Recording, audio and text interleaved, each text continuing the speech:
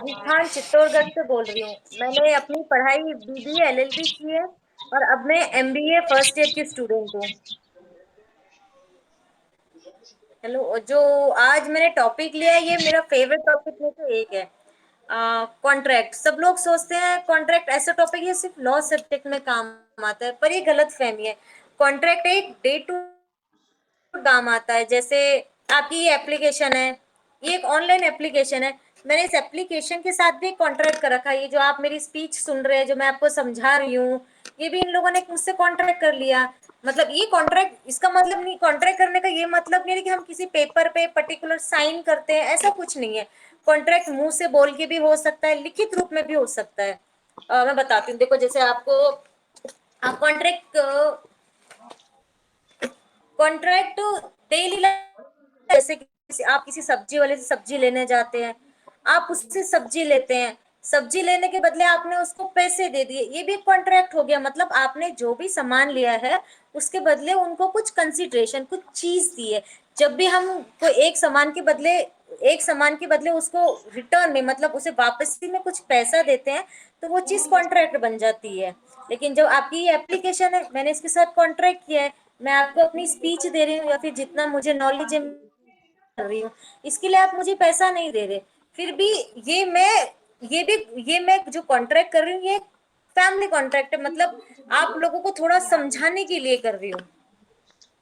और ये जो कि 1 सितंबर, ओ 1 सितंबर 72 को मतलब 1 सितंबर 1873 को आ गया था। मतलब इतने साल पहले, लगभग मान लो लगभग 40 साल पहले, 40 साल जो कॉन्ट्रैक्ट बना था, हम उसको अभी भी चला रहे हैं। इस कॉन्ट्रैक्ट में ज्यादा चेंज वगैरह कुछ नहीं हुए हैं, क्योंकि ये जो कॉन्ट्रैक्ट था ये अंग्रेजों ने बनाया था। अंग्रेज क्या करते थे, हम लोग हिंदुओं से, अंग्रेज क्या करते, हम लोगों से ज्यादा काम कराते थे और पैसा नहीं देते थे। तो उसीलिए अंग्रेज ने इस चीज को बढ़ावा देने के लिए कॉन्ट्रैक्ट एक्ट बना दिया कि हम गरीबों से काम कराएंगे, उनको कुछ पता नहीं होता इतना, और उनसे मुनाफा ले लेंगे। लेकिन अंग्रेज ने ये सोचा कि कोई चीज लिखित में भी होनी चाहिए, तो उन लोगों ने इस कारण से कॉन्ट्रैक्ट एक्ट बना दिया। कॉन्ट्रैक्ट एक लीगल अग्रीमेंट होता है, जो जिसे कोर्ट इन्फोर्स करता है। जैसे हम लोग स्टाम्प लेते हैं ना, वो स्टाम्प पे जो चीजें लिखते हैं, वो जो स्टाम्प के हम पैसे देते हैं, वो पैसे हमें, मतलब ये माना जाता है पैसे हमने गवर्नमेंट को दिए। उसमें से जो चीजें लिखी हुई है, उस चीज को सरकार इन्फोर्स कर रही है, मतलब सरकार द्वारा लागू किया जा रहा है।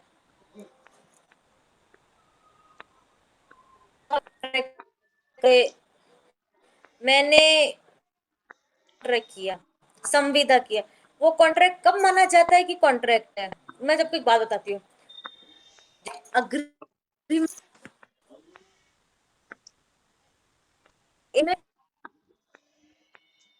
अग्रीमेंट मतलब जो हम रोज करते हैं अग्रीमेंट, मेरी बात ध्यान से सुनना। कॉन्ट्रैक्ट नहीं होते, लेकिन सारे जो कॉन्ट्रैक्ट होते हैं वो अग्रीमेंट से ही बनते हैं। तो उदाहरण दूं जब समझ आया, उस अग्रीमेंट को पास करने के लिए मैं पहले किसी को प्रपोजल दूंगी, आपको उसको एक्सेप्ट एक्सेप्ट करना होगा उस अग्रीमेंट का।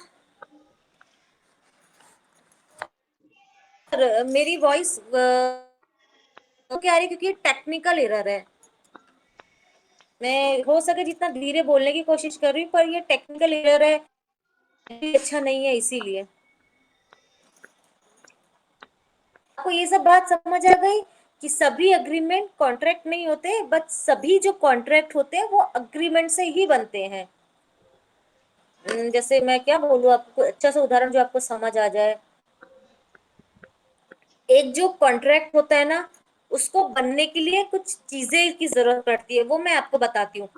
कोई भी कोई भी अग्रीमेंट होता है, उसको बनाने के लिए पहले मुझे आपको एक ऑफर देना पड़ता है, ऑफर को एक्सेप्ट करना पड़ेगा। और उस ऑफर में जो भी चीजें दे रखी है, वो ऑब्जेक्ट लॉफुल होना चाहिए, मतलब कानून की नजरों में वो ऑब्जेक्ट, बोला मकसद सही होना चाहिए। जो भी मैं आपके साथ अग्रीमेंट कर रही हूँ वो कोर्ट के द्वारा सही साबित होना चाहिए, मतलब कोर्ट कह सकती है कि हाँ इसमें सारी लीगल टर्म्स हैं, जैसे कुछ गलत नहीं है, जो भी लेन देन हो रहा है वो सही है, और जो भी हम अग्रीमेंट करते हैं उसमें कोई लीगल रिलेशनशिप होना चाहिए, मतलब लीगल रिलेशनशिप बोलूं तो एक जना लेने वाला और एक जना देने वाला, इसे बोलते हैं लीगल लीगल रिलेशनशिप। एक होता है फ्री कंसर्ट, जो भी मैं अग्रीमेंट कर रही हूँ ना वो फ्री कंसर्ट से होना चाहिए, मतलब ऐसा नहीं है कि आप मुझे बोलोगे कि ये अग्रीमेंट कर, ये अग्रीमेंट नहीं कर, ऐसा कुछ भी नहीं है।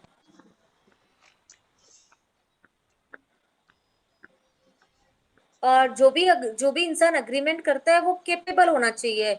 केपेबल मतलब उसका दिमाग सही होना चाहिए, उस वो पागल नहीं होना चाहिए, दिवालिया नहीं होना चाहिए, फिर उसकी जो उम्र है वो 18 साल, 18 साल प्लस होनी चाहिए। हमारे भारत में ये भी कानून है, जो 18 साल के ऊपर है वो कॉन्ट्रैक्ट कर सकता है, 18 साल से नीचे उम्र के हैं के जो गार्डियन है वो कॉन्ट्रैक्ट। और जो हम अग्रीमेंट करते हैं ये रिटर्न होना चाहिए, रिटर्न होके रजिस्टर्ड भी होना चाहिए, और ऐसा कॉन्ट्रैक्ट होना चाहिए जो पॉसिबल हो सके। ऐसा हम ऐसा अग्रीमेंट नहीं कर सकते कि आप मुझे हो गया, मतलब कि कानून की नजर में गलत कॉन्ट्रैक्ट है। जो भी कानून की नजर में गलत कॉन्ट्रैक्ट होता है वो सब इन्फोर्सेबल नहीं हो सकते। हम्म। और ये मतलब किसी भी अग्रीमेंट को कॉन्ट्रैक्ट बनने के लिए ये सभी टर्म चाहिए होते हैं, लेकिन जो सारे अग्रीमेंट होते हैं वो कॉन्ट्रैक्ट नहीं होते। जैसे एक अग्रीमेंट को बनने के लिए हमें ये 5-6 चीजें चाहिए, जैसे उम्र होनी चाहिए, पागल नहीं होना चाहिए, किसी भी मतलब एक्सेप्टेशन होनी चाहिए, परपोज चाहिए, अग्रीमेंट वैलिड होना चाहिए। अगर इनमें से एक भी चीज मिसिंग, ये अग्रीमेंट कॉन्ट्रैक्ट नहीं बनेगा। इसलिए कहा जाता है कि सभी अग्रीमेंट को, किसी भी कॉन्ट्रैक्ट को बनने के लिए अग्रीमेंट की सारी टर्म्स फुलफिल करनी पड़ती है, लेकिन जो सारे अग्रीमेंट नहीं बन पाते, क्या पता कॉन्ट्रैक्ट बनने की कोई अग्रीमेंट पूरा कंप्लीट हो गया वो क्योंकि उसमें कुछ ना कुछ मिसिंग था, समझ। और मैं आपको बताती हूँ टाइप ऑफ कॉन्ट्रैक्ट, जैसे हमने संविदा की, सब लोग बोलते हैं कॉन्ट्रैक्ट के क्या टाइप होंगे, बस एक होता है मुंह से, ऐसा नहीं, कॉन्ट्रैक्ट के अलग अलग टाइप होते हैं। सबसे पहले बोलता है कॉन्ट्रैक्ट किया जाता है, जैसे हाँ मैंने इस एप्लीकेशन के साथ जो कॉन्ट्रैक्ट किया वो बोल के किया, कहीं लिखा नहीं है मैं चाहूँ तो उसे, पर फिर भी आप लोग मुझ पे मतलब कंपनसेशन क्लेम कर सकते हो, क्योंकि आपकी इस एप्लीकेशन और जिन लोगों ने अपना टाइम इन्वेस्ट किया था उन लोगों का टाइम वेस्ट हुआ। और दूसरा होता है, दूसरा कॉन्ट्रैक्ट हम लिख के कर सकते हैं, नॉर्मली लोग कॉन्ट्रैक्ट लिख के ही करते हैं कि बाद में कोई बदल ना जाए। सबसे अच्छा टर्म होता है कॉन्ट्रैक्ट का लिख के। और कभी कभार एक्सप्रेशन करके भी कॉन्ट्रैक्ट होता है, जैसे हम किसी सब्जी मार्केट जाते हैं, हम भैया को पैसे देते हैं, एक होता है ना एक्सप्रेस करके, हाँ हूँ है करके, ये भी कॉन्ट्रैक्ट माना जाता है। पर ये कॉन्ट्रैक्ट डेली लाइफ में काम आता है, लीगल टर्म में इसका इतना कोई महत्व नहीं होता। एक होता है इम्प्लाइड कॉन्ट्रैक्ट, जैसे इम्प्लाइड कॉन्ट्रैक्ट मतलब इशारों से बोलना, हाँ ठीक है भाई कर देंगे, हाथ हाथ से इशारा करना या फिर मुंह से ऐसे करके बोलना, ये भी एक कॉन्ट्रैक्ट का टाइप होता है। बट फिर ये कॉन्ट्रैक्ट भी इतना मायने नहीं रखता, मेन मायने रखता है हमारा लिखित वाला कॉन्ट्रैक्ट। और एक होता है ई कॉन्ट्रैक्ट मतलब जो इलेक्ट्रॉनिक के थ्रू होता है, जैसे इलेक्ट्रॉनिक हम बहुत सारी चीजें बोलते हैं ना कि वहां से वो सर्टिफिकेट बना के लाओ, या फिर पुलिस वेरिफिकेशन करा के लाओ। पुलिस वेरिफिकेशन क्या हो गया, ये भी पुलिस ने भी हमसे कॉन्ट्रैक्ट किया था कि आपका नेचर अच्छा है, ये भी वैलिड माना जाता है। वर्बल सॉरी रिटर्न और ई कॉन्ट्रैक्ट बहुत जाते हैं, नॉर्मली इस कॉन्ट्रैक्ट को सभी एक्सेप्ट कर लेते हैं,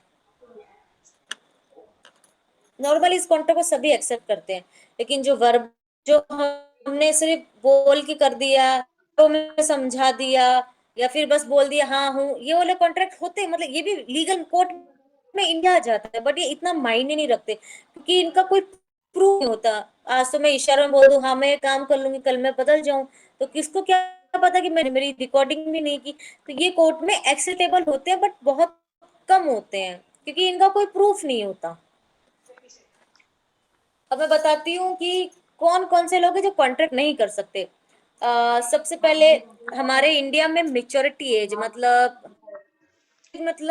वो मतलब हमारे भारत में मेच्योरिटी एज कितनी है, 18+। जो भी 18+ लोग हैं, अगर वो कोई सा भी कॉन्ट्रैक्ट करते हैं तो वो कॉन्ट्रैक्ट लीगल वैलिड माना जाता है। अगर 18 कॉन्ट्रैक्ट करता है तो वो कॉन्ट्रैक्ट हम उस कॉन्ट्रैक्ट को हम लीगल नहीं मानते। मतलब हमारे भारत में ये कानून है, माइनर होगा, 18 से जो भी छोटा होगा वो मेजर माना है। हमारे इंडिया में माइनर कॉन्ट्रैक्ट ही मायने रखता है, मेजर कॉन्ट्रैक्ट भी रखता है, बस ये अलग टर्म्स होती हैं कुछ।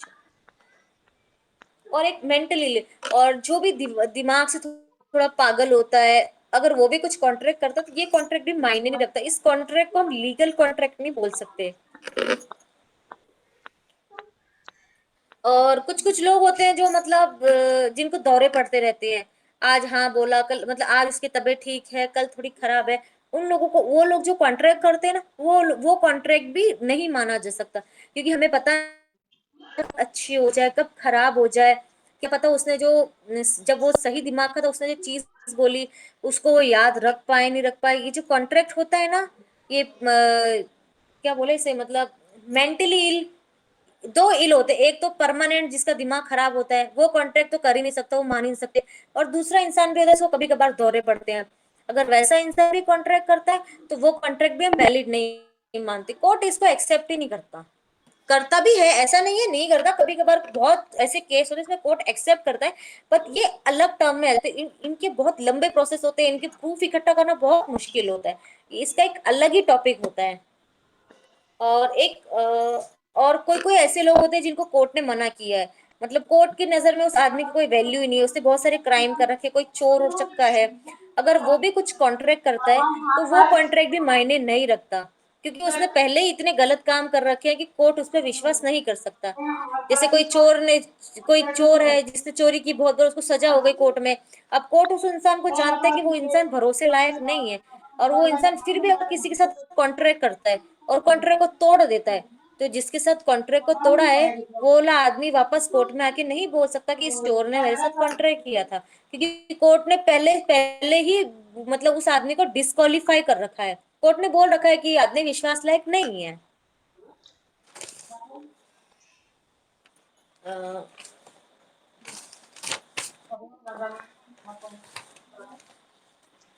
एक सेकंड में और बताती हूँ आपको।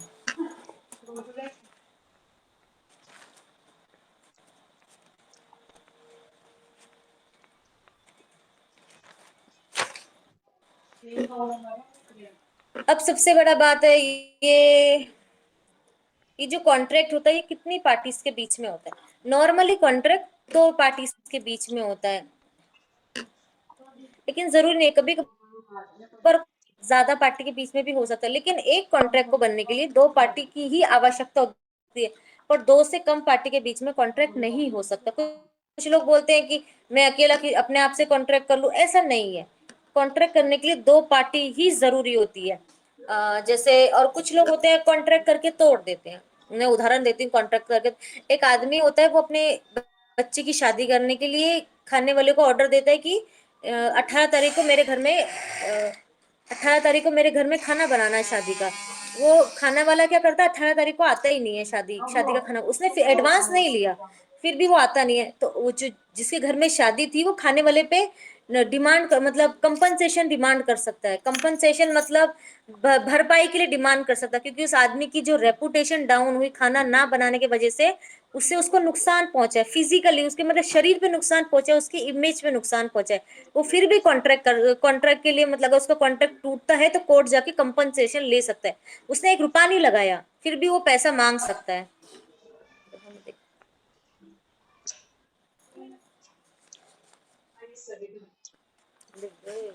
क्या बोलो अच्छा।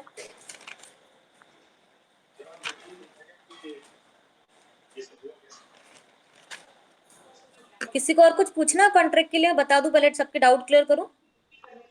हमारे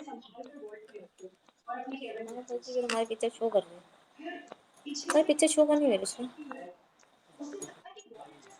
किसी भी स्मार्ट हेलो, फोन को कोई पर्सन है, किसी को कुछ किसी भी क्वेश्चन स्मार्ट पूछना है फोन कॉन्ट्रैक्ट के लिए।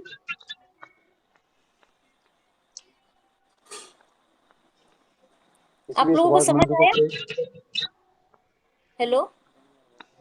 हाँ जी, बहुत अच्छी तरह से समझ में आया जी। आपको कुछ पूछना है तो पूछे ना, इसके बाद में मैं और बताती हूँ आपको।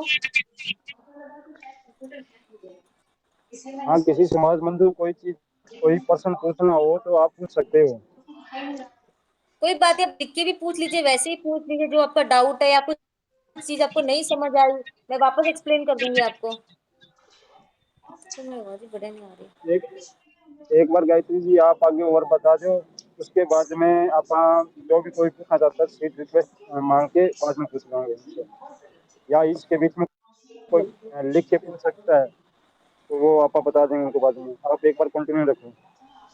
जैसे नॉर्मली आपको पता है कॉन्ट्रैक्ट क्या होता है। कॉन्ट्रैक्ट डेली लाइफ में हम करते हैं, कभी भी हम मार्केट जाते तो भी कॉन्ट्रैक्ट करते हैं, घर पे रहते तो भी, अगर हम किसी के घर किराए पे रह रहे तो भी हम कॉन्ट्रैक्ट करते हैं।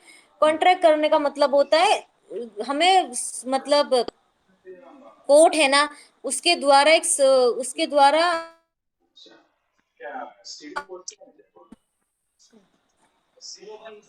बताती हूँ आपको। कॉन्ट्रैक्ट मतलब अगर, मतलब होता है अगर किसी ने इसको तोड़ दिया तो हम अब मतलब उससे कंपनसेशन, उससे भरपाई कर सकते हैं। नॉर्मली हम कॉन्ट्रैक्ट क्यों करते हैं?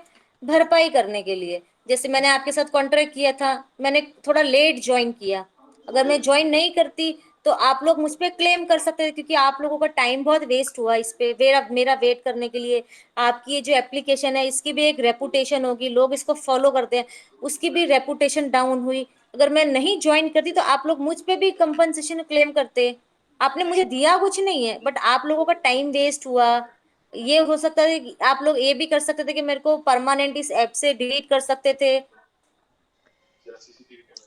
कॉन्ट्रैक्ट बहुत काम आता है, सब लोग सोचते हैं कॉन्ट्रैक्ट नॉर्मल है, पर ये day day to day life में बहुत काम आता है। और कॉन्ट्रैक्ट करने के लिए आप 18 साल से ज्यादा होने चाहिए, आपकी उम्र 18 साल से ज्यादा होनी चाहिए। आप मतलब पागल नहीं होने चाहिए। कुछ लोग दो तरह के पागल होते हैं, एक जो टेम्पररी पागल होते हैं, जिनको हम नॉर्मली पागल खाने में एडमिट भी करा सकते हैं, और दूसरा पागल होता है जिसको दौरे पड़ते रहते हैं, जो कभी कभार ठीक रहता है कभी कभार पागल हो जाता है। वो जो इंसान होता है अगर वो कुछ भी कॉन्ट्रैक्ट करता है तो वो भी इनवैलिड माना जाता है, उसका भी कॉन्ट्रैक्ट की कोई वैल्यू नहीं होती।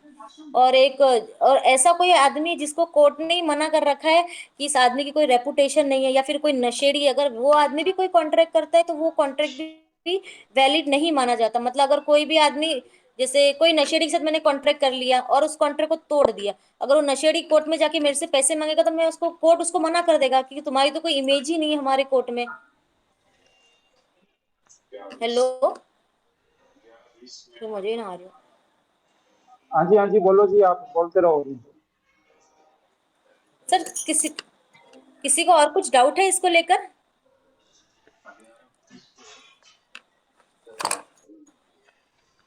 मैं, कॉन्ट्रैक्ट दो तरह के होते हैं, एक सिर्फ अग्रीमेंट होता है, एक सिर्फ कॉन्ट्रैक्ट होता है।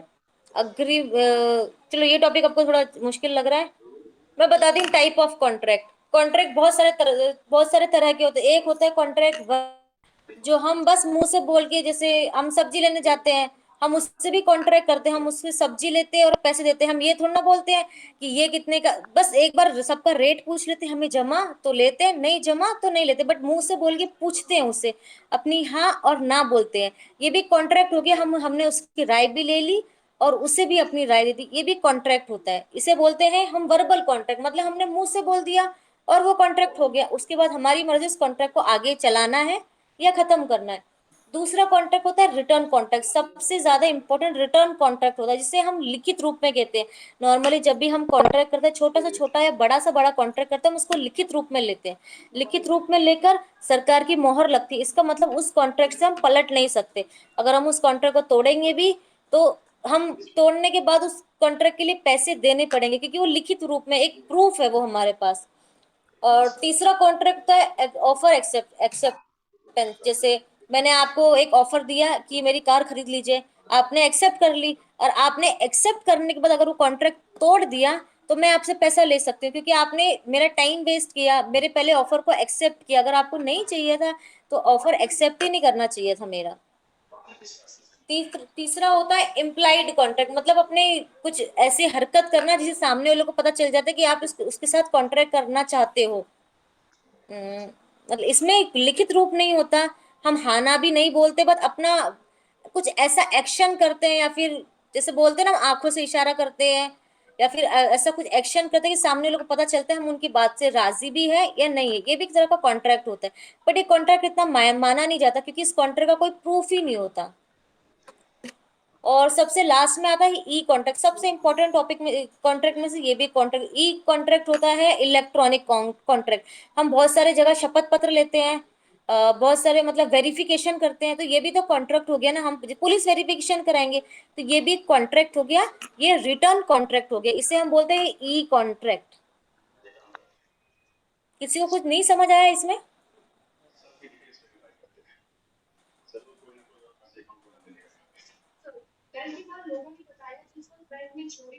हाँ जी, हेलो, किसी भी समाज मंदिर को सॉरी। कोई प्रश्न पूछना हो तो पूछ सकते हैं।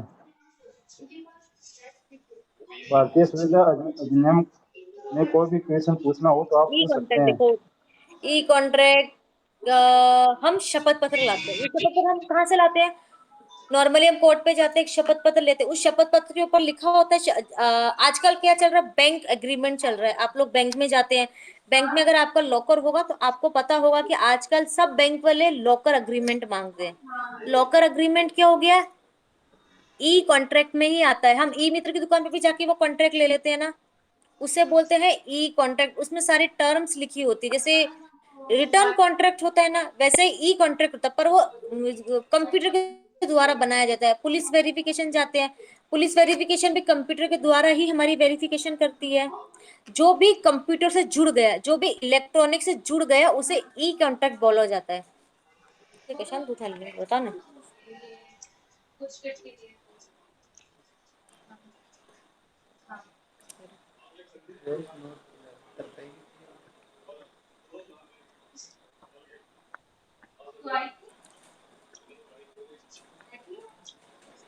हेलो, जो तो ये पढ़े को नहीं समझा नहीं सकता।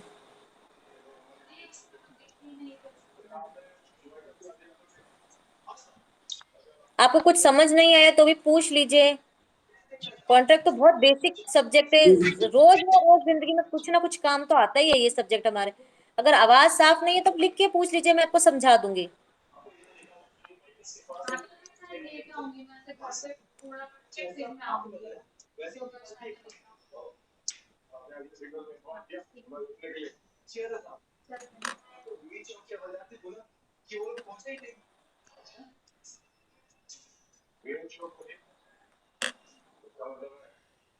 किसी भी समाज मंदिर को कोई क्वेश्चन आप लिख कर आप पूछ सकते हो।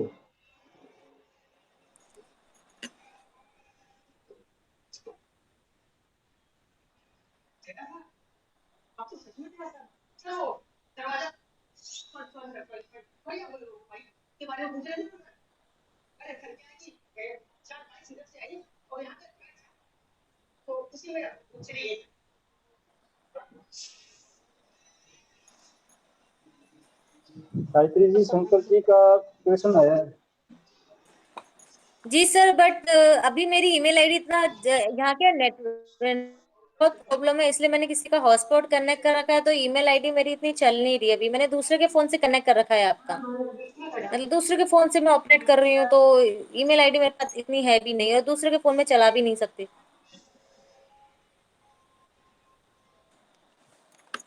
इमरान जी का मैसेज आया कि सबसे अच्छा कौन सा कॉन्ट्रैक्ट है जिसमें हम कानूनी कार्रवाई करवा सकते हैं। कॉन्ट्रैक्ट अच्छा मतलब किस टाइप में आप टाइप ऑफ कॉन्ट्रैक्ट पूछ रहे हैं? रिटर्न कॉन्ट्रैक्ट, सबसे इजी रिटर्न कॉन्ट्रैक्ट है। आपने देखो, मैं रिटर्न कॉन्ट्रैक्ट का सबसे, आपने बैंक बैंक में आपने खाता खुलाया, आपने बैंक में खाता खुलाया था, उस समय आपने बैंक का फॉर्म भरा था ना, उसमें जो भी आपने डिटेल लिखी थी, वो सब आपने एक बैंक के साथ अग्रीमेंट किया था। इसका मतलब वो रिटर्न अग्रीमेंट था, आपने अपने हाथों से उस फॉर्म को भरा था। तो बैंक के पास एक प्रूफ हो गया कि इस आदमी ने हमारे साथ अग्रीमेंट किया है, और इस आदमी का हमने अपने बैंक में अकाउंट खोला है। और आपने जब अकाउंट खोला तो वो वैलिड माना जाएगा, क्योंकि उन बैंक को परमिशन आरबीआई के द्वारा मिली है। आरबीआई को गवर्नमेंट गवर्न करती है। तो आपने डायरेक्ट कॉन्ट्रैक्ट किया तो बैंक के साथ है, लेकिन वो कॉन्ट्रैक्ट लिंक हो गया आरबीआई के साथ। बैंक आरबीआई के थ्रू चल रहा है, और आपने सिर्फ अपनी छोटी मोटी डिटेल दी थी बैंक फॉर्म भरने के लिए, आपका नाम, एड्रेस, पैन कार्ड, आधार कार्ड। जहां भी आपने लिखित में चीजें दे दी और दोनों पार्टीज के साइन हो गए, वो चीज रिटर्न अग्रीमेंट बन जाता है। आपने रिटर्न की कोई भी पेज पे कुछ चीज लिख दी और अपने साइन कर दिए, तो वो कॉन्ट्रैक्ट नहीं माना जाएगा, क्योंकि आपने सामने वाली पार्टी के तो साइन करा ही नहीं। जब किसी भी रिटर्न अग्रीमेंट में दो लोग साइन करते हैं, तब वो अग्रीमेंट वैलिड माना जाता है। किसी भी अग्रीमेंट को करने के लिए दो या दो से ज्यादा लोगों की जरूरत पड़ती है, एक आदमी खुद अग्रीमेंट नहीं कर सकता। एक क्वेश्चन हो रहा है, किसी ने आपके हाँ। साथ फ्रॉड करके कोई एग्रीमेंट करवा लिया है, तो उसमें आप सही हो या एग्रीमेंट सही होगा? फोर्स कैसे किया उसने आपको? मैंने क्या कहा था? अब एक दिन में 1000 अग्रीमेंट है, लेकिन वो सभी अग्रीमेंट कॉन्ट्रैक्ट नहीं बन सकते। किसी भी कॉन्ट्रैक्ट को मैं आपको बताती हूँ, किसी भी कॉन्ट्रैक्ट को बनाने के लिए ना, आपको एक चीज ऑफर करनी पड़ेगी। आपने जिसको भी ऑफर किया है, उसको वो चीज एक्सेप्ट करनी पड़ेगी। उस कॉन्ट्रैक्ट में जो भी चीजें लिखी हुई है, वो लीगल चीजें होनी चाहिए। आपकी उम्र 18 साल से प्लस होनी चाहिए। हाँ, अगर किसी ने आपको धोखे में रख के कोई कॉन्ट्रैक्ट किया है, तो उस कॉन्ट्रैक्ट के लिए आप कोर्ट में जा सकते हैं। लेकिन अगर आपको पता लिखा था, बिल्कुल सही सही लिखा था, और आपने फिर भी साइन किया, तब आपकी गलती होती है। आपका सबसे बड़ा फर्ज होता है कि किसी भी कॉन्ट्रैक्ट को साइन करने से पहले करना पड़ेगा वो। और आपके साथ किस तरह का फ्रॉड किया, मतलब उसने जो चीजें लिखी है उसको बदल दी। कैसे बदल दी होगी उसने? क्योंकि जो उसने अग्रीमेंट किया उसकी फोटोकॉपी आपके पास भी तो होगी ना। और उसने अगर वो आपके पास भी उसकी फोटोकॉपी, अगर उसने चीजें बदल दी, तो आप अपनी वाली फोटोकॉपी कोर्ट में लेके जा सकते हो कि देखो, जिस पे मैंने साइन किया था उसमें अलग चीजें लिखी थी, और जो ये कॉन्ट्रैक्ट बता रहा है जिसपे मैंने साइन किए थे, वो दोनों अलग चीजें हैं। और अगर कोई धोखे में रख के करता है आपसे, तो आपको प्रूफ करना पड़ेगा कि आप जब आपने कॉन्ट्रैक्ट साइन किया था उस वक्त आप धोखे में थे, या फिर आपने पूरा कॉन्ट्रैक्ट अच्छे से नहीं पढ़ा था।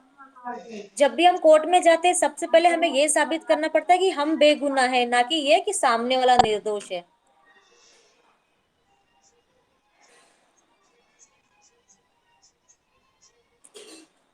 झूठ बोल के अग्रीमेंट, जैसे आपने कहा झूठ कैसे बोला, जैसे आपने किसी ने कहा आपसे ये झूठ बोलकर अग्रीमेंट किया हो, तो किस तरह का झूठ? उसने ये बोला हो कि ये घर मेरा है। आपने घर के पेपर देखे? कोई भी चीज करने से पहले आप अपनी तरफ संतुष्ट हो जाओ कि जो भी चीज मैं कर रहा हूँ आपसे झूठ बोल के अग्रीमेंट कर लिया कि मैं आपको ये घर बेचूंगा। वो और मतलब वो आपसे ये झूठ, उसने ये झूठ बोला कि ये घर मेरा है, मैं आपको बेचूंगा। आपने अग्रीमेंट कर लिया, आपने पेपर देखे सारे? अगर हम दूसरों को गलत साबित करने की कोशिश कर रहे हैं, सबसे पहले खुद को सही साबित करना होगा वहां पर। कोई भी झूठ, जैसे बता दिया कि ये घर मेरा है, ये मैं आपको बेचना चाहता हूँ, ठीक है ना? वो आपको घर बेचेगा।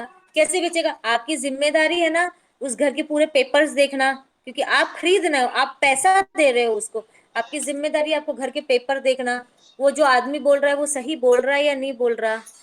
हाँ, कोई नहीं, अगर आपने गलती, आपको लगा कि हाँ वो सही बोल रहा था, वो घर उसी का था, और आपने उसके बैंक में पैसे ट्रांसफर कर दिए, तो आपके पास जो पेपर्स हैं उन सबको लेकर कोर्ट में जा सकते हैं और क्लेम कर सकते हैं कंपनसेशन, या फिर उसे झूठ बोल के मुझे कॉन्ट्रैक्ट किया, मेरे पैसे मुझे वापस दिलाए जाए।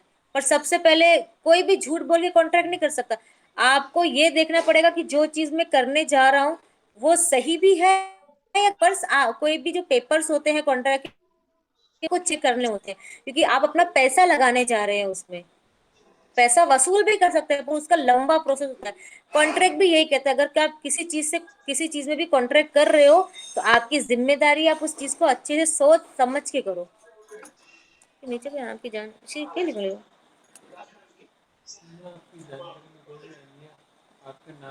एक हेमराज जी का मैसेज आया है, बिना बिना बिना आपकी आपकी जानकारी जानकारी कोई के कोई भी, मैंने क्या बोला, एक कॉन्ट्रैक्ट करने के लिए दो पार्टीज होनी चाहिए। अगर वो कॉन्ट्रैक्ट रिटर्न है, मतलब लिखित रूप में है, तो दोनों के साइन होने चाहिए।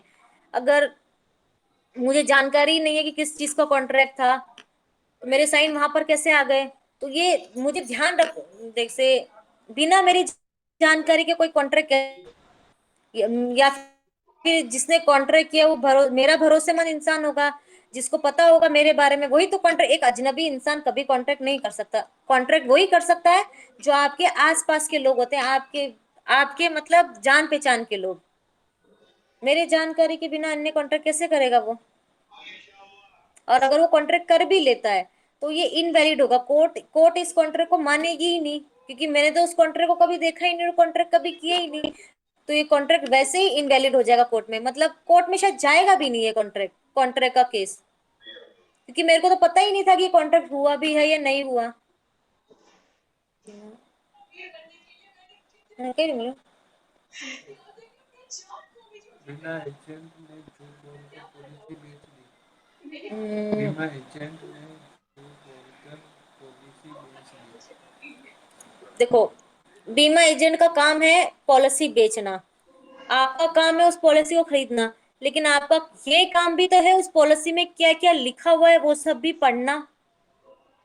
कॉन्ट्रैक्ट यही बोलता है कि जो चीज आप करने जा रहे हो, या फिर जिस चीज में आप पैसा लगा रहे हो, वो आपकी इसको पहले अच्छे से पढ़ो। अगर कोई भी झूठ बोल के धोखा करके आपसे कॉन्ट्रैक्ट करेगा, आप कोर्ट में जाओगे, और कोर्ट में आपको खुद साबित करना पड़ेगा जो चीज मैंने की है वो धोखे धोखे में रह के की है। कोर्ट आपसे यही बोलेगा कि आपकी जिम्मेदारी थी उस चीज को सोच और समझ के करने की।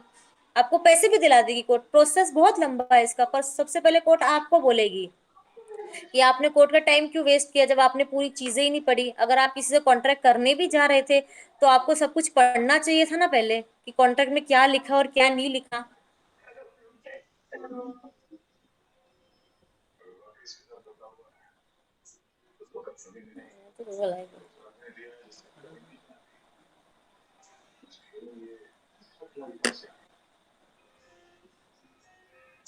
हेमराज जी का मैसेज आया है। एक ही संपत्ति के दो मालिक हो, किसी एक ने कॉन्ट्रैक्ट कर दिया हो तो क्या वह मान्य होगा? एक संपत्ति के दो मालिक मतलब दो भाई थे जिन्होंने कंस्ट्रक्शन कर दिया।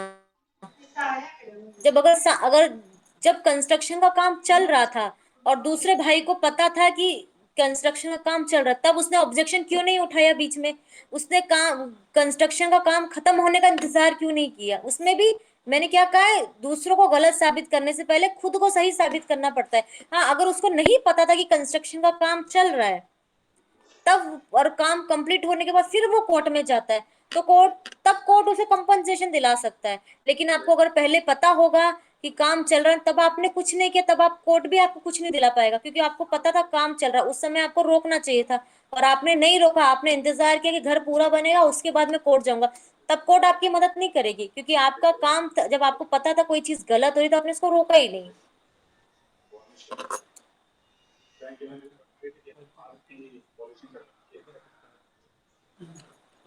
फर्जी डॉक्यूमेंट भी दिखा सकता है, ये भी सही। फर्जी डॉक्यूमेंट दिखाना मतलब आपको धोखे में रख के अगर कॉन्ट्रैक्ट किया है, तो अगर आप इसके लिए धोखे में रख दिया आपको, इसके लिए भी आप कोर्ट जा सकते हैं।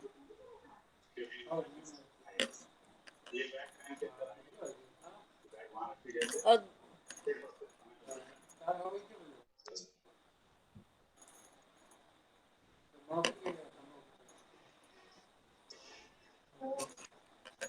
कॉन्ट्रैक्ट,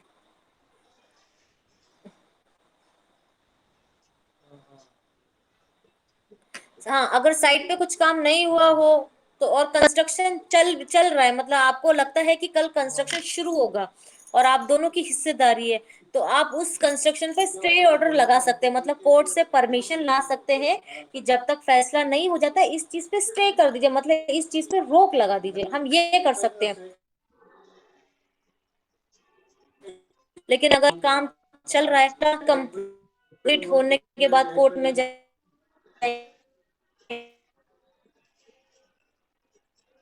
कि तो आपको पता करो अपने ही दूसरी पार्टी का नुकसान।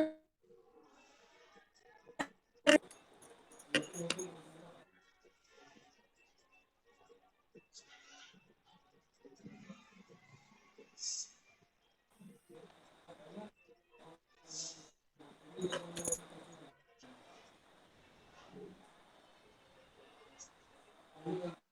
हेलो। बात में अपना कोई और पर्सन हो तो पूछ सकता है।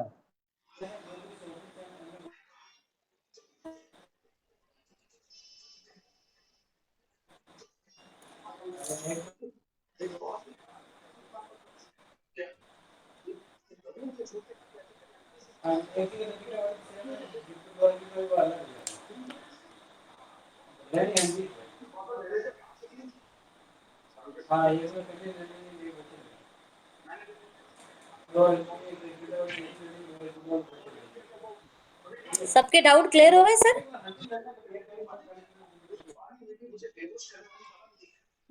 और ठीक है सर। ठीक है जी, गायत्री जी आपने टाइम दिया, आपका बहुत बहुत धन्यवाद। जी सर। आपने टाइम का टाइम दिया, आपका बहुत बहुत धन्यवाद, आपका बहुत बहुत आभार। आदरणीय जगमा प्लीज सीट रिक्वेस्ट भेजे और गायत्री जी का धन्यवाद करें। कोई नहीं सर, अगर उनको ज्वाइन करना है तो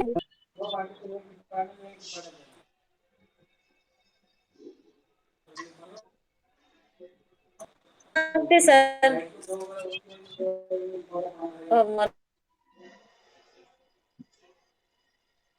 मरवा गए।